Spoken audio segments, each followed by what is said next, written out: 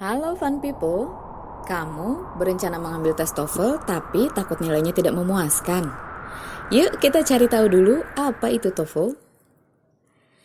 Test of English as a Foreign Language, biasa disingkat TOEFL, merupakan tes kecakapan bahasa Inggris yang diselenggarakan bagi non-native English. Tes TOEFL sendiri berbeda-beda, ada TOEFL PBT, Paper Based Test, TOEFL CBT, Computer Based Test, dan TOEFL IBT, Internet Based Test. Apa saja perbedaannya? Mari kita cari tahu, let's check it out. PBT, pada soal listening berjumlah 50 soal dalam waktu 35 menit, untuk structure-nya berjumlah 40 soal dalam waktu 25 menit, untuk reading comprehension-nya 50 soal dalam waktu 55 menit, dan test of written English-nya 1 esai dalam waktu 30 menit. Pada TOEFL CBT, listening-nya berjumlah 30 hingga 50 soal dalam waktu 40 hingga 60 menit, structure-nya 20 hingga 25 soal dalam waktu 15 hingga 20 menit, untuk reading 40 hingga 60 soal dalam waktu 70 hingga 90 menit, dan writing-nya 1 esai dalam waktu 30 menit.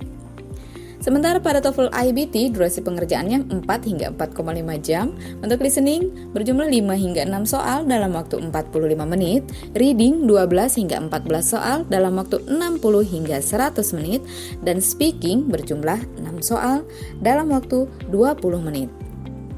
Nah, pada komputer PBT dan CBT untuk soal listening, kita dituntut untuk dapat memparafrase ungkapan yang diucapkan si pembicara.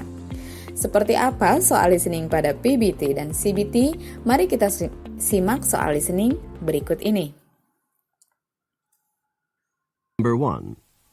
You have rehearsal tonight? For what? I have a role in the school play.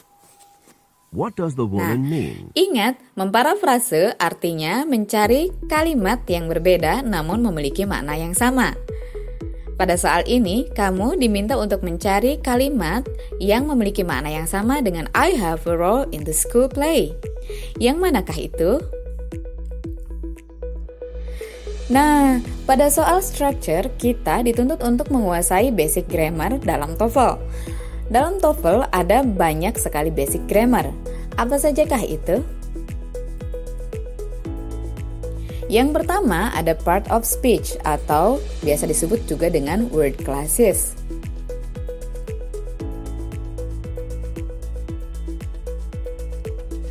Dua, sentence pattern.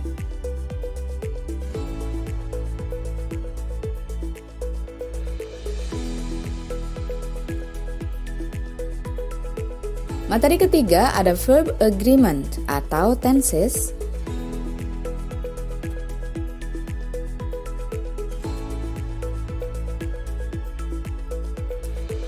4. Inverted subject and verb.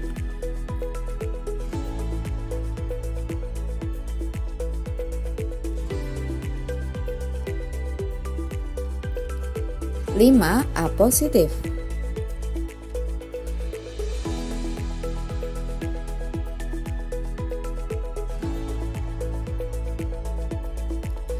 6. Ada passive form atau kita kenal juga dengan passive voice.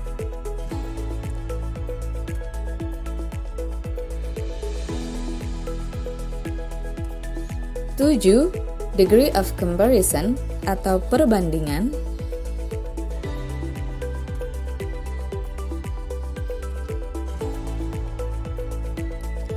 8. Gerund.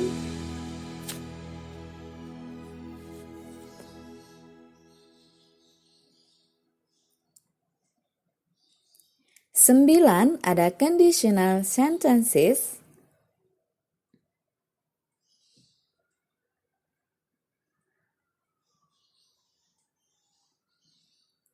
10. Ada conjunction.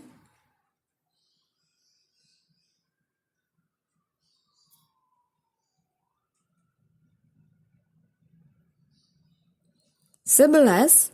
Ada clauses.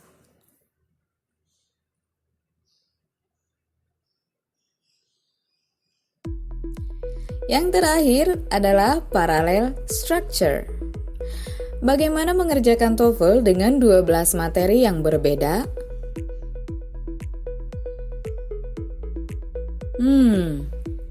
Pasti sulit. Tenang dulu, kita kenali dulu tipe soal structure dan written expression pada TOEFL. Yang pertama, tipe soal fill in the blank.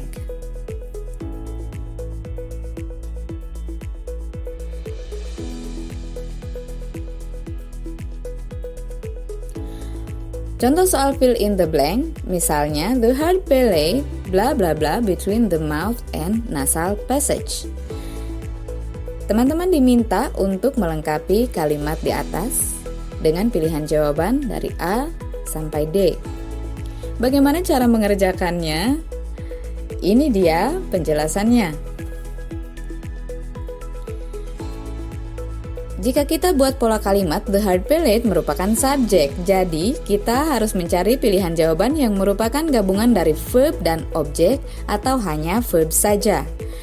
Pilihan A, forming a partition, adalah gerund yang biasanya difungsikan sebagai subjek, objek, atau complement.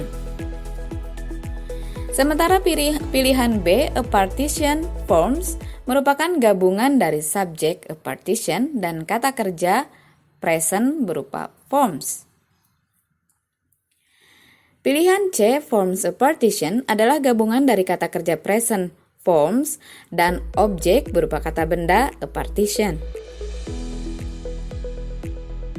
Pilihan D, a form and a partition, keduanya merupakan kata benda. Nah, dari keempat pilihan jawaban tersebut, kira-kira nih, mana yang paling tepat untuk melengkapi kalimat di atas? Sudah tahu jawabannya?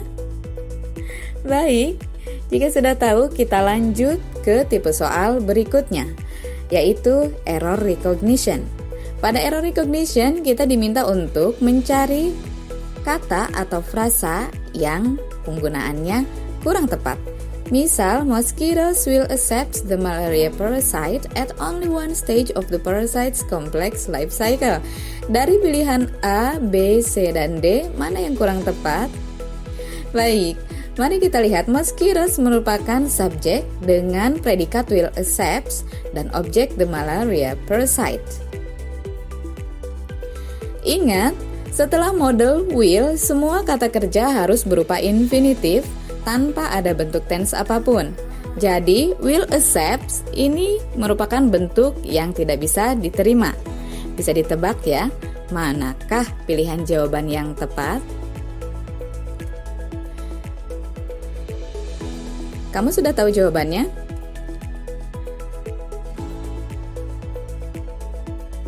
Ya, betul. Pilihannya adalah yang A.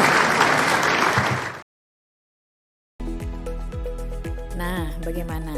Sudah ada sedikit gambaran tentang TOEFL?